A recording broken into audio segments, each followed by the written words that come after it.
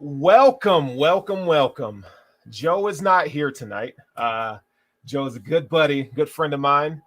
You could say that I am the more improved, better looking version of Joe Miller, just not as handsome or sexy of a voice. So my name is Sterling. I'm with the Cover One Network. You see me, we all kind of work together around here, whether it's Rumblings, Cover One, but I will be hanging out with you guys tonight. And before we even jump into our show, before we even overreact, I got a little something for you. So thank you for tuning in to the Overreaction Postgame Show on the Buffalo Rumblings Multicast Network, brought to you by the Market Dominator. Who was the Market Dominator? Well, the Market Dominator is John Spacek, a real estate agent with Keller Williams Realty. In this market, as insane as it is, you need to be with the winning team if you're looking to buy or sell a home. And I promise you, the winning team is the Market Dominator's team. John is one of the top agents in Western New York. Every single month can help you in any state you live in. Looking to sell your home or in the market for a new home?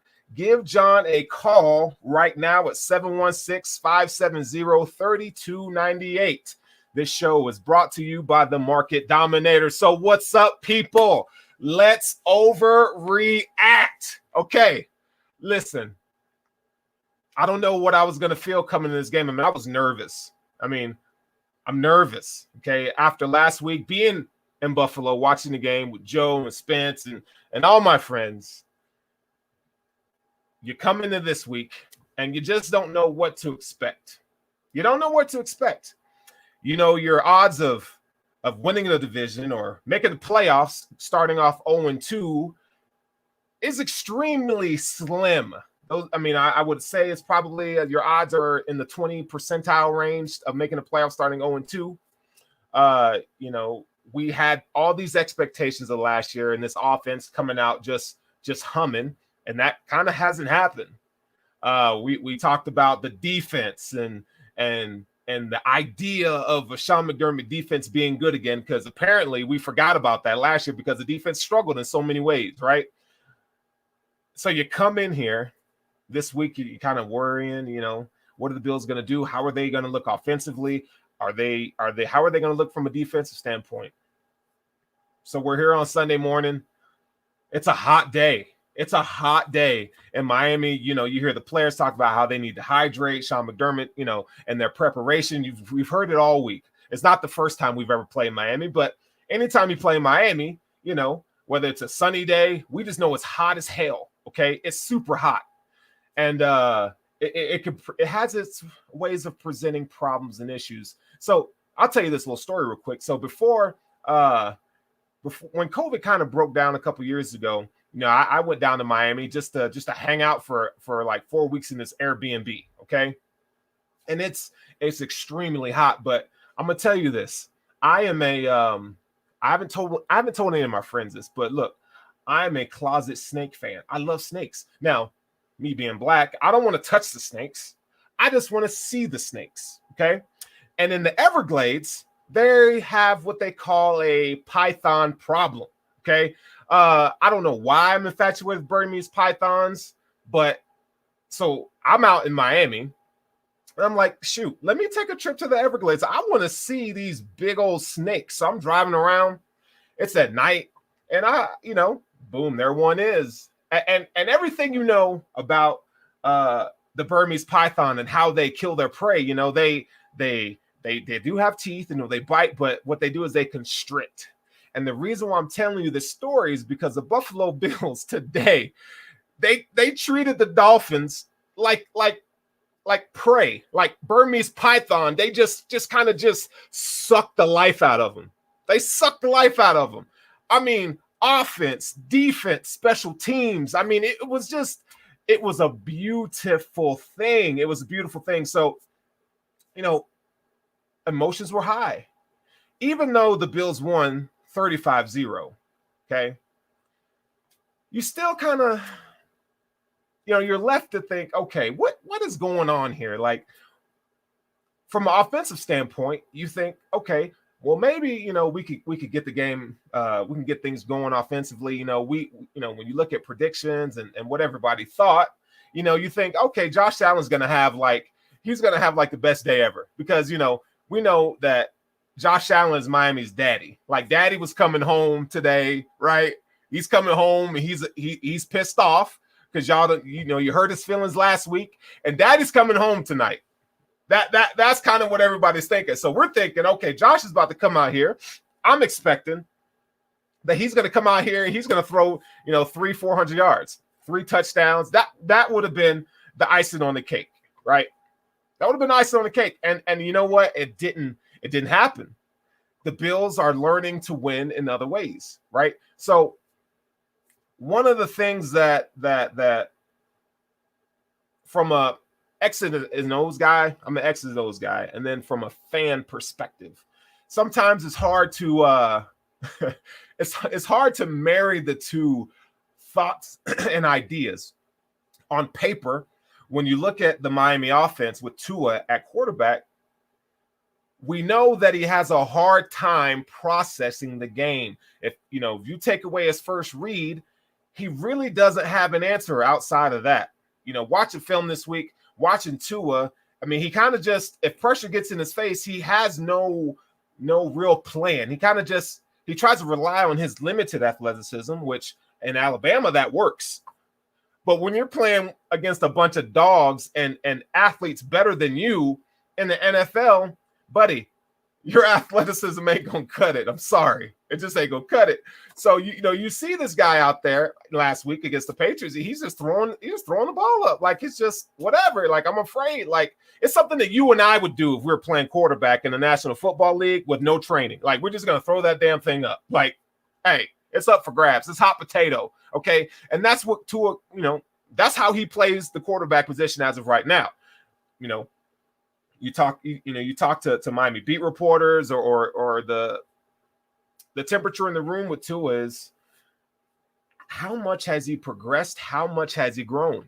And we just haven't seen it. And he's kind of the same guy that we saw last year. Now, from a fan perspective, dealing with the Dolphins, you hope that he kind of gets it together or whatever. But from a Bills perspective, you're like, buddy, like you just keep doing what you do. We're so proud of you. Like you just stay here, okay, and let daddy come home and just wax poetic. That's what daddy's gonna do, okay? The Bills just today they were phenomenal. But back to Tua, he hasn't really progressed, and we hear about the Deshaun Watson rumors and so forth, and then the game starts, and right off the bat, the Bills were, Sean McDermott and Leslie Frazier came in with a game plan that was magical. I mean, when they're sending guys, they're rushing 4 and 5, but you don't know who's coming.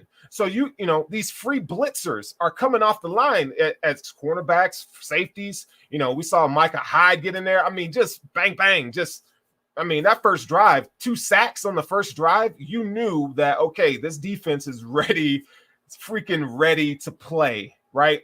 And we knew that the defensive line was going to be lights out, but the fact that they were able to bring pressure with guys, linebackers. I mean, it was like Oprah was at the stadium and she was throwing away sacks. Like everybody gets a sack, you get a sack, and you get a sack, and you get a sack. The Bills had 6 sacks on the day, 11 pressures. 6 sacks and 11 pressures. So that tells you that the Bills, they were getting after it. They were getting after it. And so, they knocked Tua out the game. And I don't know about you guys. Did anyone else kind of get nervous when Jacoby Brissett came in the game? I did, because I felt like he's a veteran and he can probably get this offense going, right? Just because he's 6 years in the league, he's played in big moments. Backup quarterback, he's a heady guy. He kind of understands the game a little bit better than Tua does, right? And so I'm thinking, okay, like you're bringing in Jacoby Brissett. All right, I know he's no savior, but I don't want them to get anything. And then he kind of throws that little sidearm to Devontae Parker, and I'm like, okay, player, I see you. I see you out there, okay? And but it didn't help. It did not help. It did not do them any freaking good. I mean, unsung heroes today. This is just a summary we're talking about, right? AJ Epinesa, who really didn't show up on the stat sheet. You know, he had one tackle assisted, but what he was able to do from a pass rush perspective, he was lights out. He was lights out. Okay. Gregory Rousseau, I don't know if you guys heard, you know, on the Buffalo Rumblings podcast network last night on the chop up, you know, I predicted that Gregory Rousseau was going to have 2 sacks. Well, I'll tell you what, go back and watch the game. He should have had 4. He should have had 4 sacks today. Gregory Rousseau back at home, you know. Can we talk about Devin Singletary for a second? Devin Singletary. Joe and I were talking, you know, this is, you know, after the game last week, you know, we were on the tailgate, in the tailgate party. We, you know, we're kind of down, right? We're kind of down. The Bills lost, and you know, Joe's like, what's the solution to the run game? You know, like what's going on? And I said, hey, you know, I want to see Brian Dable and these Bills come out when they run the ball. I want to see them do more pin and pull, where, you know, the offensive lineman can just find a guy, they can get out in space, they don't have to think, right? Instead of doing, you know, these zone reads, these, you know, zone blocking where they're all going one way and they got to go out and they got to find a hat. You know, it's too much thinking for these guys, it seems like. But when they do pin and pull, we saw that. Devin Singletary, 46 yards, and he's gone. That's a Florida guy right down the street.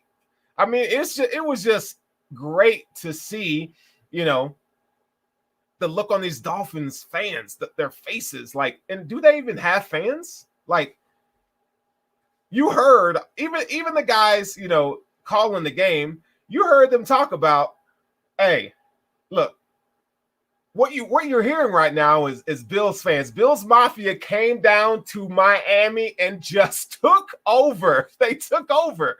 I mean, this is not anything new, right? It's not anything new. And if you're on the old Twitter yesterday, you see a whole bunch of our fans going down to Miami and just taking over. I don't know what it is about places like Miami. People just don't care about football, and I'm happy about it. I mean, your stadium, Hard Rock, whatever you want to call it, if it's nice, I don't care. It's ours. That's our stadium too. That's Daddy's house. Okay, right? So Daddy came home again. Daddy came home and he established dominance today. Okay, and in the form of a Burmese python, just constricting and just love it. I love every single piece of it. So we kind of have the game, right? We kind of see what's going on. So we go quarter by quarter. Okay. You know, in the first quarter, we saw, you know, pressure. Pressure was the theme. That's the first thing that I wrote in my notes. It was pressure. You know, again, pressure from rushing from the outside, pressure up the middle. I mean, our defensive line just rushing those 4. I mean, they were just destroying the offensive line of the Miami Dolphins. You know, when you're trotting out guys, you know, I mean, they got a really young offensive line. So, you know, from an X's and O's standpoint, you saw that as a advantageous position for the Bills to really exploit what the Dolphins were going to try to do. You know, this Dolphins offense was going to try to be, you know, it's a very quick pass, you know, get the ball out of Tua's hands, screen game, get Waddle in open space, get Gaskins on the outside. That's kind of what they wanted to do. And we thought that coming in, we thought that they would have more nuance in their offense where they were going to try trick plays and so forth, you know, and it really didn't, because the Bills really didn't give them an opportunity to. So, you know, the first quarter, we saw Devin Singletary get off to a 46-yard run. And I don't know about you guys, but Devin looked slightly faster than what he did last year. I think, you know, coming into the offseason, we heard, you know, them talk about how Devin didn't feel like he was conditioned well enough to really hold up because of the COVID situation and all that. So this year he comes in and he's looking the part. You know, Devin Singletary today, I think he had another day of 13 carries, 82 yards and a touchdown. So we saw him get off in the first quarter, right? Zach Moss had a fumble that kind of killed the momentum. There. That was probably one of the things where, you know, we saw the Bills driving down the field. You never like turnovers, right? But you definitely don't want to see a running back, you know, coughing up the ball like this. Like, and that's something I think the Bills are going to have to address as they move forward. Devin Singletary had a fumble on the sideline. He was in a face mask and later in the game and so forth. But, they got to be able to hold on to the football more. Like, I'm tired of seeing that. Okay. So the Bills get 2 touchdowns in the first quarter, 14-0. I mean, it was beautiful. It was a beautiful thing. I'm not going to lie. Okay. And then from an offensive standpoint, let me just say this. So I know everybody out there, we kind of look at this Bills offense and we're like, why aren't we just filling up the scoreboard with points, right? And to everyone who's of that opinion, I want you to say, hold on just a second. And I'm not going to make excuses for this offense. Last week I felt like they were too cute last week on offense. This week, they should have scored 60 points. Let's be honest. But because this is the Overreaction podcast, I was heated. I was hot. Okay. I was hot. When I watch Bills games, I try to watch it as a fan first. And then I kind of collect my emotions. And then I go into, the analytical X's and O's, right? So I'm sitting here as I'm preparing for the show tonight. And I'm like, okay, why isn't this offense? Why are we not seeing these explosive plays from Josh Allen and his offense more consistently? And I think that, we know that they can go 5 wide and Josh Allen can be a surgeon and just kind of, short intermediate game, right? He could just tear you up and get down the field. I think that's still in our arsenal. That hasn't gone anywhere. We just haven't seen it.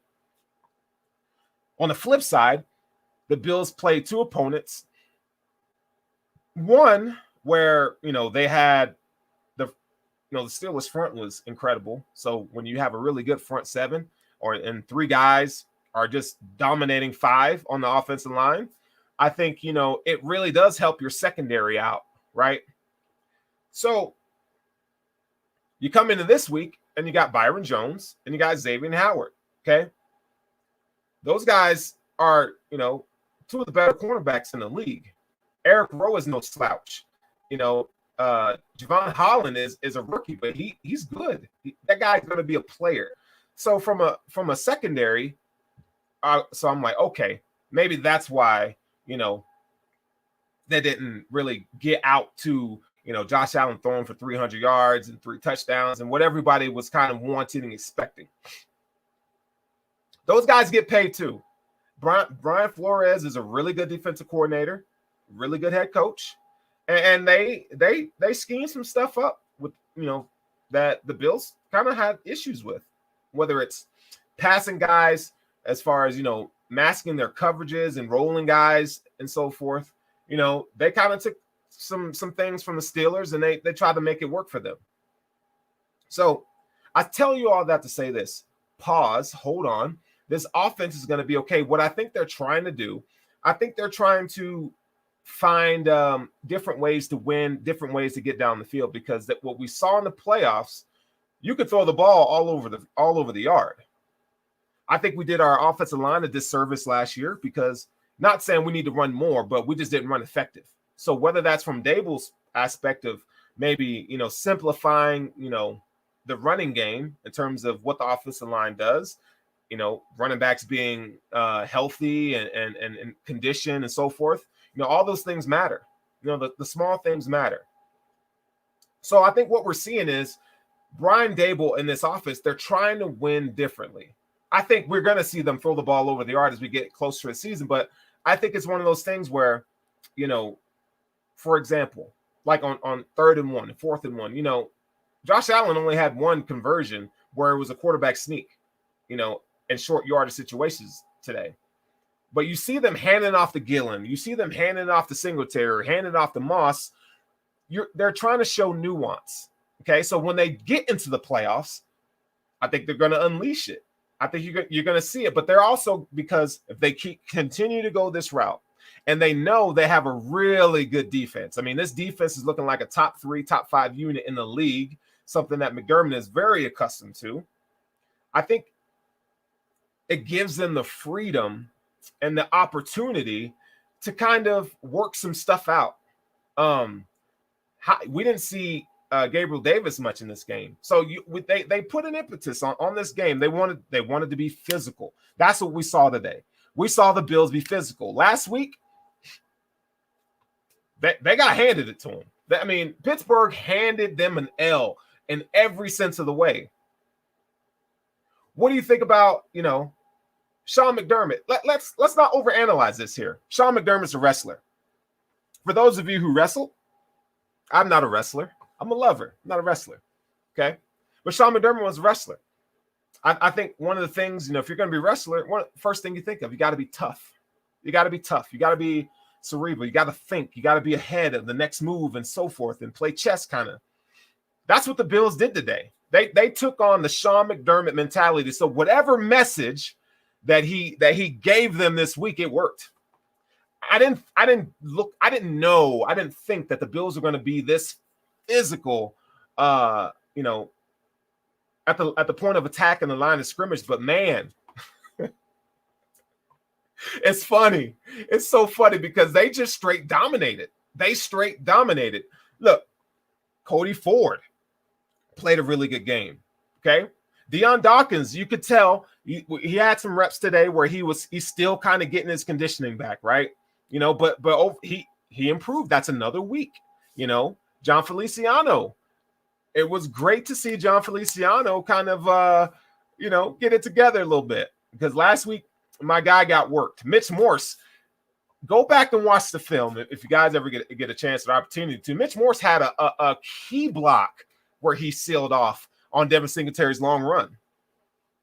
That is the thing that you want to see from this offensive line moving forward. They got to continue to put in good days.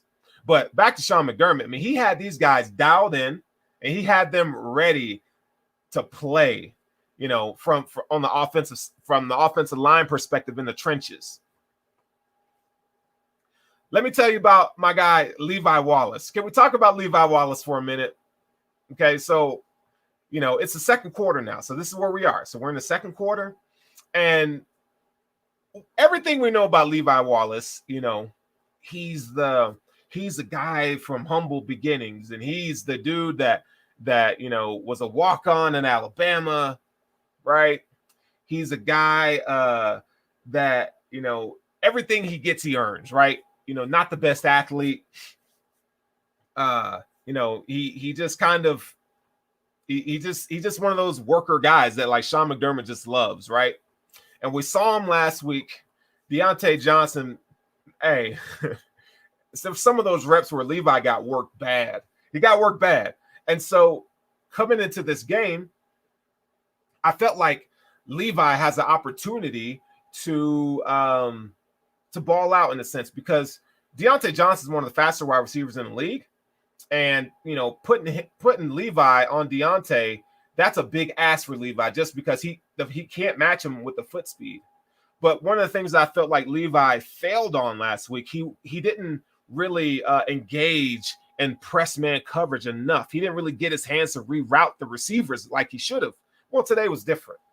We saw Levi was physical at the line of scrimmage when it comes to his wide receivers with Devontae Parker, whoever was in front of him. He was like, you know what? I'm going to use what God gave me. I'm going to use my length. I'm going to use my strength, and I'm going to try to reroute some of these, these wide receivers that kind of get in their face a little bit. When Levi's doing that, he can kind of use his athleticism, what he does have, to kind of, that's why he's always in position to make a play. Sometimes he doesn't always make the play, but today, not the case. And one of the things that I loved is when Levi, I can't remember who it was that he hit, but it was a third down. We saw the quick pass, and Levi was kind of, shifting his own coverage, and he comes in and he just smacks this guy. Boom! Right? Ball flies out.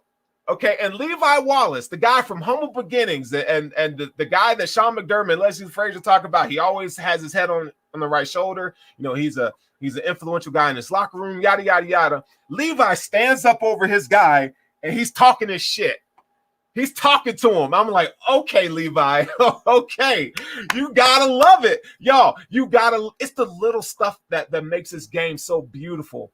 that was one of the moments that I looked at and I was like, Levi, yes, sir. I don't care if it's a penalty. Man, talk your shit. And that's what he did. And so when I saw Levi do that, I knew right then and there. I knew right then and there that, hey, these boys ain't playing today. They ain't playing today. They are not playing. So Levi is standing over this dude, and he's telling him, like, hey, this is daddy's house. Y'all ain't doing nothing today. And then a couple plays later, here we go. Here comes the interception. And you for Levi, for whatever, as a fan, whatever we think of him, and, we all wanted another cornerback in the draft, which I still think they should have investigated.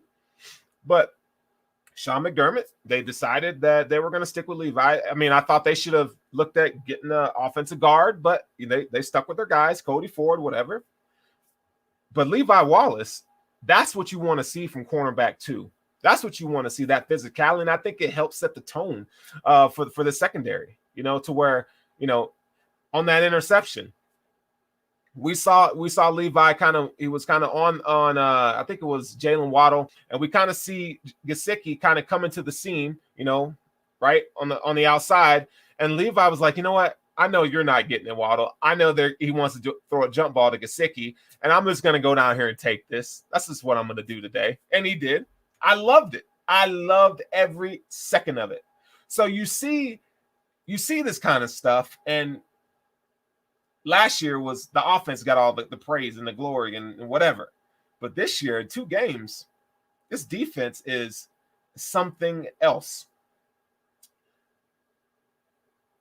We know the Dolphins didn't score today. They gotta, what they love is what they call it in tennis, right? Nil, love, I don't know, but they didn't get shit. They put a goose egg up on the scoreboard.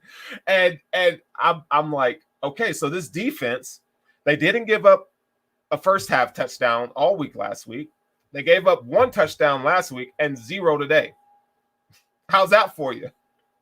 That this defense, it's for real. It is for real. Again, this defense is for real. Somebody said, pop the dude. You see, if you see something, say something. that was the case. So that's the secondary. Let's talk about the linebackers. Matt Milano, Tremaine Edmonds. Boy. Matt Milano, I'm telling you guys, Matt Milano played his butt off today. Okay? From not just from a cover standpoint, both him and Tremaine played really well in coverage today. But Milano, one, he forced a fumble in the red zone. We saw Jacoby Brissett. Again, we're in the second quarter. We saw Jacoby Brissett drive this team down. Right? Albert Wilson dropped the pass. Next play, I think it was next play, couple of plays later, he throws it right over to I think it was Jakeem Grant. And Taron Johnson wraps him up, and then Matt Milano comes in, bam, hits the ball out, recovers it.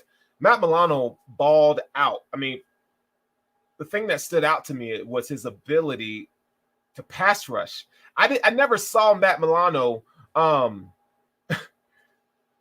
rush the passer so efficiently. I mean, this guy I don't know what happened. They all just, like I said, they all came out and they were ready to play. But Matt Milano, from a pass rush perspective, looked phenomenal. You noticed, one of the things that I noticed rewatching the game is how, the impact of the defensive line. Star Latulele, for one, you saw on occasion Star was taking up two Miami offensive linemen. And when you were able to do that, guys like Ed Oliver, Justin Zimmer, these guys were able to win some of those one-on-one contests. Ed Oliver had himself a day as well. I mean, this whole defensive line was just incredible. It was phenomenal. So, second notable thing in the second quarter, we saw Josh Allen throw an interception. Kills the drive, whatever. And I'm looking at the play, and first of all, Xavier Howard made a good play, but Josh Allen kind of served it up a little bit. Okay. I felt like he was a little late on the throw, and then he threw it behind Stephon Diggs, right? So he really didn't give Steph an opportunity to make a play on the football, right? And when you do that to one of the best corners in the league, he's going to make you pay. I mean, you can see Josh, they even showed it on TV. Josh said, he was pissed, right? Josh has to, he has to do a better job with his mechanics. I think we're seeing him kind of, I don't know what it is right now. I don't think it's sugar high Josh right now. I just think he's trying to settle in. He's thinking a little too much. I think he needs to just play. Okay, throw that ball. You need to throw that ball accurately. So he kind of threw it behind Stephon Diggs. It is what it is. I mean, luckily the defense, prevailed and didn't hurt him too much. But we're seeing Josh miss some throws, and that's, if you turn on the tape, you go watch Patrick Mahomes, you go watch Justin Herbert. I mean, you guys, quarterbacks, they miss throws. Like, I don't, it's just gonna happen. Aaron Rodgers misses throws. These guys all miss throws all the time. So, don't get so hung up on, well, he just threw an interception here, right? I mean, if it's something that continues to rear his ugly head, I mean, this is his first of the year, and you can argue to say he should have thrown 3 or 4 picks, right? But he didn't. From statistically, it was just one interception. But yeah, I think you're going to see Josh settle in. One of the things that Josh Allen stressed upon himself that he wanted to improve on were in breaking routes. So a slant, it's in breaking route. So he wants to improve there. So again, I think what they're doing is they're looking at this offense and they're saying, okay, in order to be a complete offense, we got to run the ball more efficiently. So we need to clean up our blocking. But from passing the ball, it can't just be down the seam, on the sideline, comebacks, Josh rolling around making a play. He's got to be able to settle in the pocket, and he's got to be able to hit some of these in-breaking routes. So we saw that, later in the game, he started to settle down and kind of rely on his mechanics more. And we saw him be more accurate in the second half. But in the first half, he on that play, struggled there. He had one where he missed Emmanuel Sanders on the left-hand side where, he threw it off his back foot. Josh, you gotta rely on your mechanics. Sometimes, we know you got a big arm. You can't always rely on those physical abilities, right? But don't worry about Josh, guys. He's gonna be okay. Josh Allen, he's gonna get it right. A couple other things I wanted to point out. The 4th and 2. Okay, so overall, the Dolphins were, I believe they were 0-4 on 4th down conversions. Levi Wallace is out of the game, and it's 4th and 2. And I'm thinking, I understand why you go for it, but at the same time, from a coaching standpoint, you're like, bro, can we just get some points on the board? Right. Let's just get a little momentum. They just killed all their momentum. So it's 4th and 2. They're going power, right? And they snap the ball and they're trying to, they're trying to run it on the right-hand side. And Justin Zimmer, first of all, he just straight blows up the left guard there. Okay. And he causes the play to break outside. And that's where Dane Jackson was able to eat it up. I thought that was a great play by Justin Zimmer. Justin Zimmer had a few really, really good plays where he was able to do that. And then let's see, I believe we recorded our 4th sack in the second quarter as well. So everything was going well. Again, the score is 14-0. So we see a lackluster performance from the offense heading into halftime. And I'm thinking, okay, one of Brian Daboll's calling cards is he's really, really good at being able to make adjustments after halftime. So I'm thinking, okay, so, they had some success running the ball. I'm thinking, okay, they're probably just going to, run the ball. They've already established themselves from a physicality standpoint. What are they going to do here? Right? No, they come out and Josh Allen hits Beasley on an in-breaking route, 15 yards. And you start to see, okay, now he's like, okay, we're going to attack them over the middle. You kind of see them playing 1-2 high safety looks. They're kind of trying to diversify what their pass rush fits are going to look like, trying to disguise, do a little window dressing. And Josh Allen came out, I think he had like 3 completions on that drive that were, Emmanuel Sanders and Diggs and Beasley had 2 of them, I believe. So that was really good to see that they made that adjustment. And then, you get towards the red zone and can we talk about the throw to Dawson Knox for a minute? And the throw was incredible, but Dawson Knox, he didn't drop it. Last year when we talked about Dawson Knox, it was like the only thing he's good at catching was COVID. My guy, hey, not this year. My guy Dawson Knox is showing that he has some hands. Like we kind of got glimpses of it, right? It was like, okay, Dawson Knox can catch anything difficult. But if you throw it to my guy in the flat or anything where he's open, he ain't gonna catch it. Not this year, man. Dawson Knox, we heard about him seeing an eye doctor and specialist or whatever. I don't know how you do that in terms of football, if they're throwing, sandwiches or tennis balls in his face and he's catching them or whatever. Whatever he did is working. I love the adjustment that he made to catch that ball in the end zone. Josh threw it perfectly. He threw it out there to where only his guy can get it. Dawson Knox got low, secured the catch, touchdown. I mean, that's what you need to see from a young tight end coming. This is a big year for Dawson, and I think we're going to see more Dawson Knox as we go along because he's showing Josh that he's reliable. Okay, forget all the Zach Ertz and we all kind of want another tight end. Just like, look, dude, I don't know if our guy Dawson's going to get it, but he did. Okay, so another week. Dawson had a good game last week. Dawson had a good game this week, and it's improved. I mean, we see, looking at the film, you're seeing Dawson Knox improve in run blocking. That was one of the things, inline blocking and knowing your assignment and so forth like that.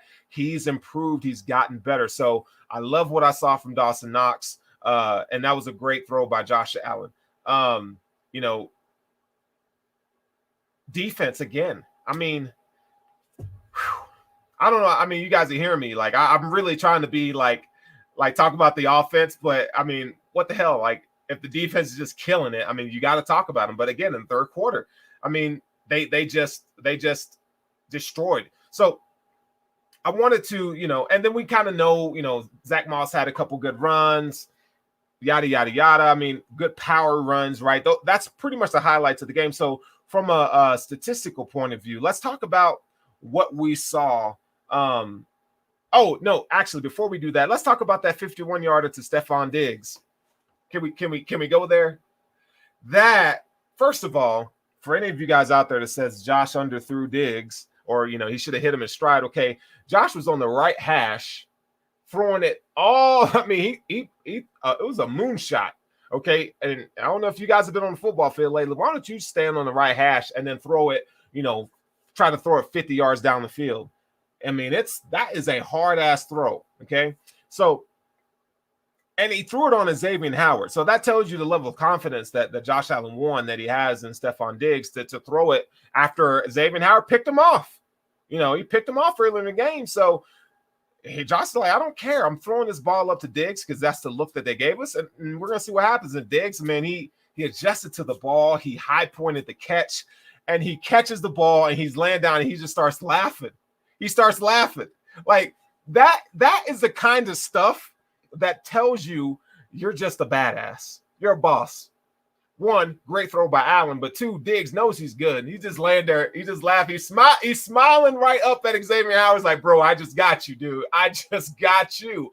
First of all, okay, that's just on the catch. But if you look at the replay, Stefon just worked him on the route. I mean, he hit him with the okie doke. I mean, it was a pure speed. Xavier Howard had no answer. He had no answer at all. Okay. And if Josh was able to throw that ball in stride, oh, that's house call all day, all day long. But again, he high pointed the ball. He caught it. He's smiling. I mean, he even put his hand up like, you gonna help me up, bro? Like, aren't we boys? And Xavier was like, nah, dog, you gonna have to get up on your own. Because Xavier Howard was pissed that he just got worked. Diggs didn't have a great game, statistically. He had 4 receptions, 60 yards, and a touchdown. I didn't even mention the when Josh rolls right, throws left to Diggs, whatever. But Diggs was laughing at him. I just thought that was hilarious. So we're kind of getting back to it. So you look at everything and from the game stats, okay? Jacoby Brissett was 24 of 40. He had 169 yards and an interception. Okay. 169 yards on 40 attempts. That's not good. Tua, 1 of 4 for 13 yards. That ain't it. Sometimes I think, I don't know about, you guys and girls out there, but sometimes, I think when I see stats like that, like 1 for 4, 13 yards, I'm thinking, you know what, man? I bet you I could do better than that. Yeah, you guys ever been like, you see him on 4th and 1, and you think, I can get a first down. I'm 260 pounds. I'm 6'2", 260. Like, hey, give me the ball. Hey, 3rd and 1. I didn't say 4th and 1. I said 3rd and 1, because then if I screw it up, somebody else gonna have to take over. But I like to see what I could do. I probably wouldn't get it, but I like to think I would. And I know a lot of you guys think that way too, right? But 1 of 4, 13 yards. His only completion was Devontae Parker. Okay. Miami as a total offense had 216 yards total.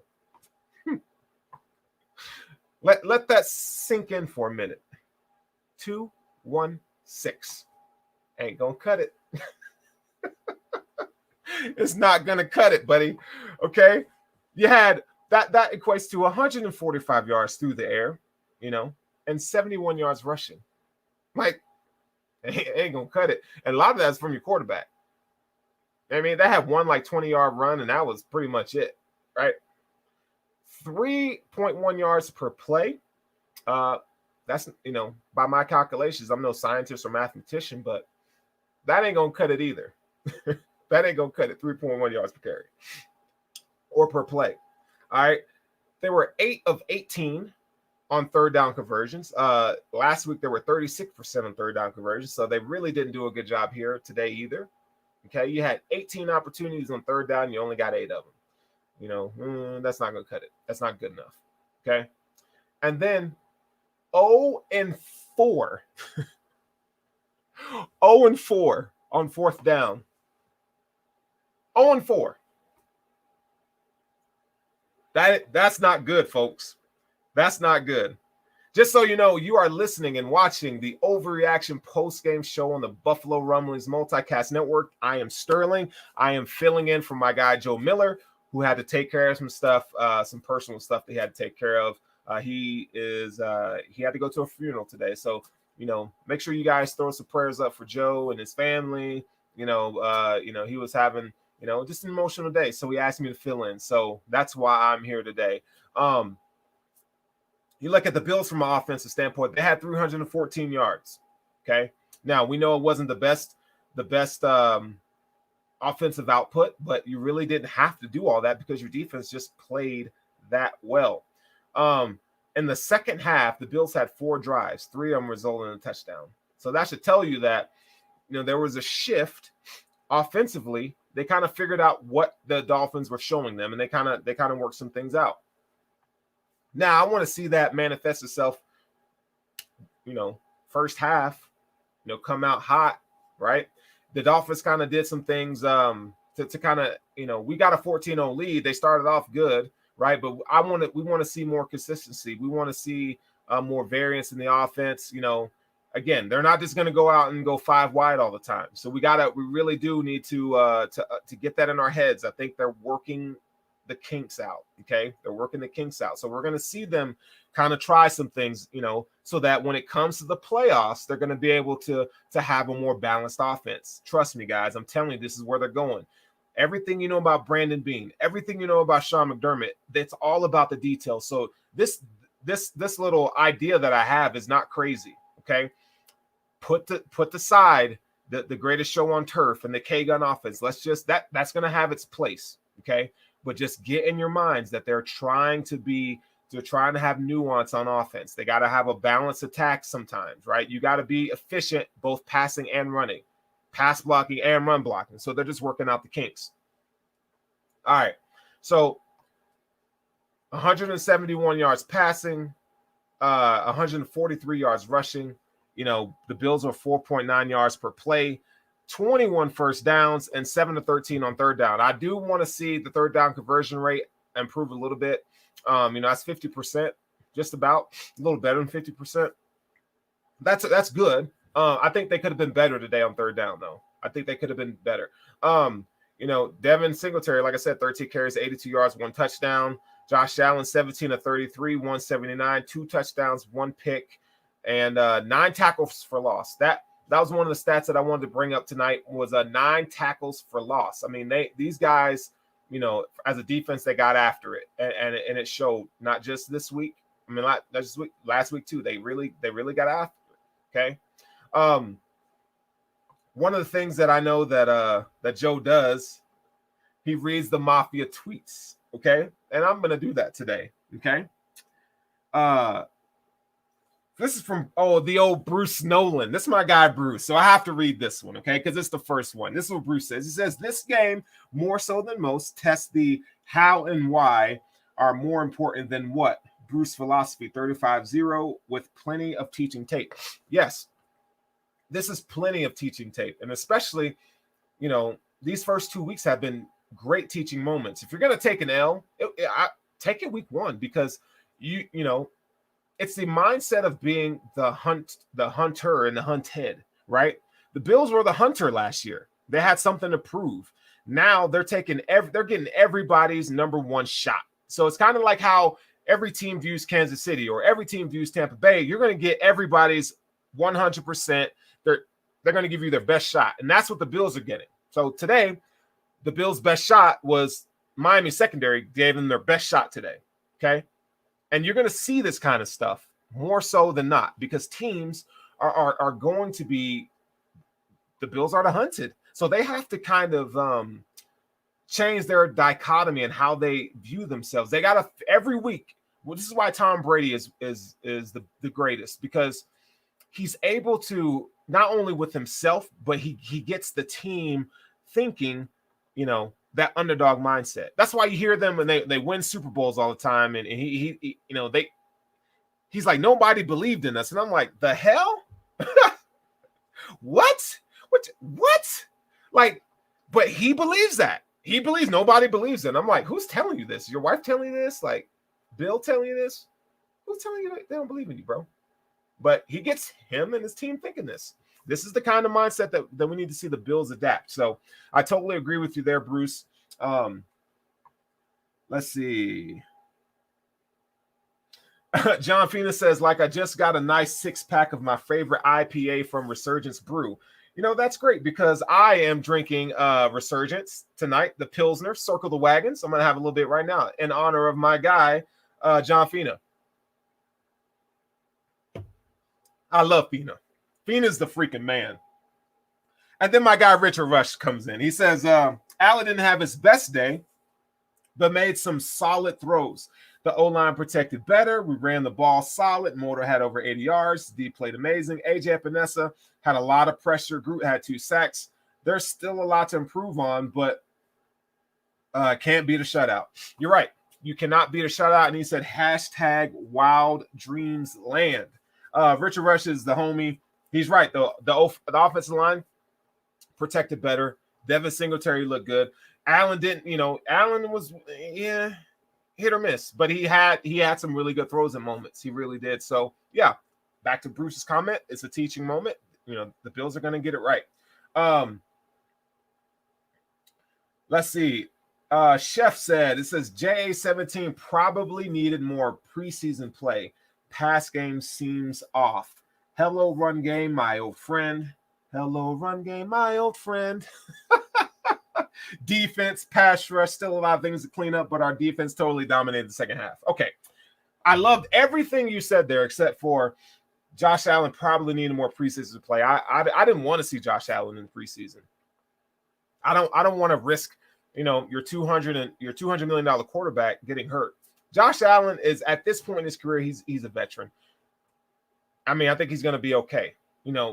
Getting real NFL snaps in real games, that's what he needs. And you're going to see it. The offense is going to be fine. Again, they kind of they're changing their identity a little bit again, right? They're changed a little bit. So what we saw last year, is necessarily going to get us, a Super Bowl or take us where we need to go in the playoffs. Again, we're looking for more effectiveness on offense in different ways. So, NYPA in the 716 says, I love the win. I'm still concerned with Josh, but I think they found their way in the second half. Again, we're just going to have to be patient with the passing offense as a whole. Let's see. Mike Graham says, I was nervous about the offense in the first half, but they showed up in the second half. Our defense looks so good. This team is starting to become a complete team. Love seeing it. That's a really good point, that now you're seeing last year it was too much of the offense. I mean, the offense had to carry the squad. I mean, I would say 13 weeks of the season, the offense was the thing. And the defense is the defense is carrying. The defense is they're doing their part. They're 111, and the offense is going to catch up. But this defense, man, if the Bills right now can maintain this level of defensive play, this is Super Bowl winning formula. Defense wins championships, and that is still the adage. It's still true today. Defense wins championships, and in the playoffs, you need defense and you need to be able to run the ball. Those are two things. And so we see the Bills, what are they doing? They're working on their defense and they're trying to run the ball. You got to love it. This is what you need to see. Get rid of,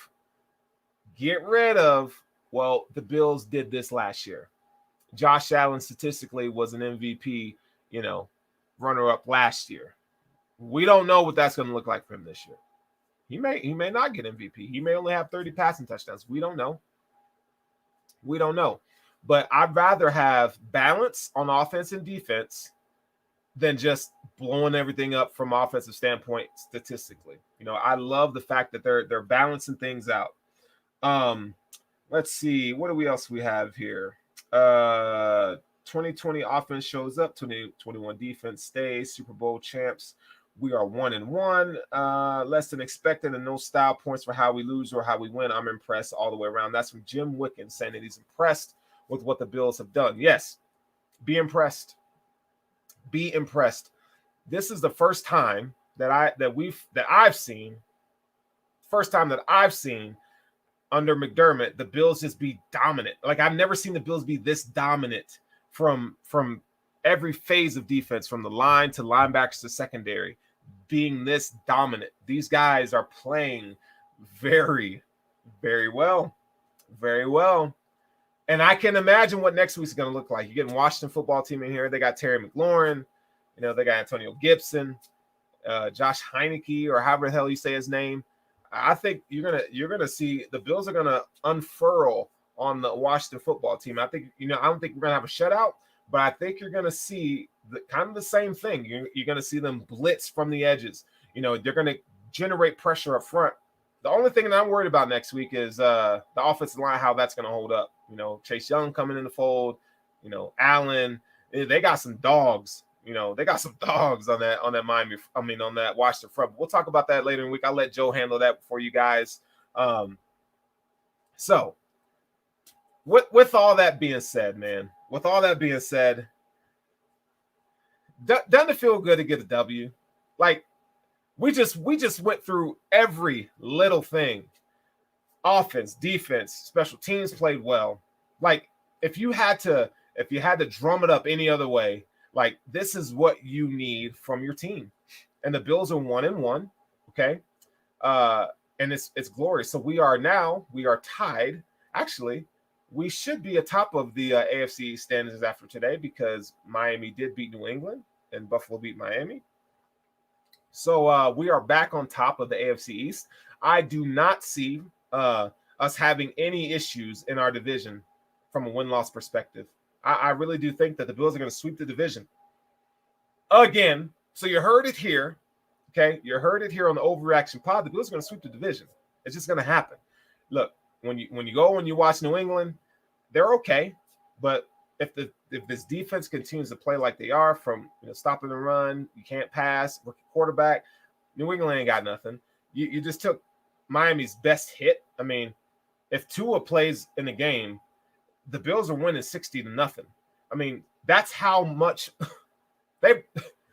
If you're a Miami fan out there, you should be happy that Brissett came in the game, because if Tua was in there, they were going to murder that guy. Like, he would have thrown 4 or 5 picks based off of what we've seen from tape and what unless he became a totally different quarterback, that guy was going to throw 4 picks. We would probably have a defensive touchdown or 2.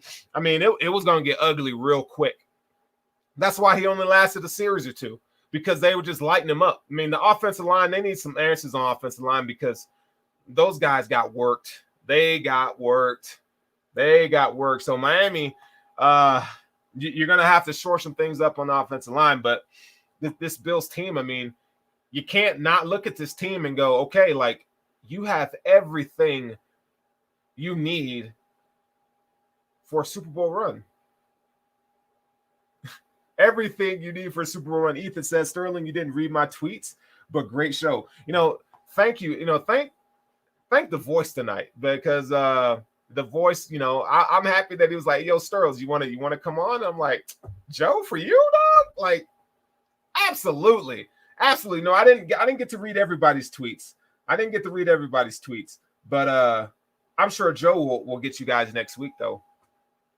So, with all that being said, my hour's running out here. My name is Sterling. You can find me and my work at Cover One, at Furrowh Sterling. I am on the Hoof Podcast on Tuesday nights. You guys see me with Joe and our show. I mean, you guys know who I am or whatever.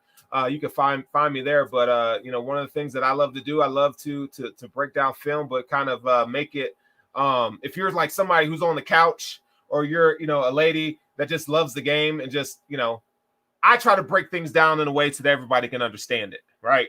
Because I'm not that smart of a guy, okay? I'm just not, So I try to break things down from put it in layman's terms. That's what I bring. I bring a little humor. I got that good beer game going on, that dark skin. I keep it rocking over here. Keep it rocking. But man, thank you guys so much for hanging out with Buffalo Rumblings. Again, this is the Overreaction post-game show on the Buffalo Rumblings Multicast Network, brought to you by the Market Dominator. You guys got guys like Jay Spence the King. That's my dude. Bruce Nolan is my guy. So everything that's going on here at Rumblings is the bee's knees. I mean, these guys, all these guys over here kill Anthony Marino. I mean, dude, listen, y'all got it going on, man. So I am so thankful to hang out with you guys tonight and to overreact with you all. Be sure to, if you haven't liked, subscribe, and follow the Buffalo Rumblings Podcast Network, that you do so. All their top guys, their talent, man, they're amazing. So I just want to say thank you again. Go Bills, and let's get another W next week. You guys stay safe and love each other. I'm out of here. Peace.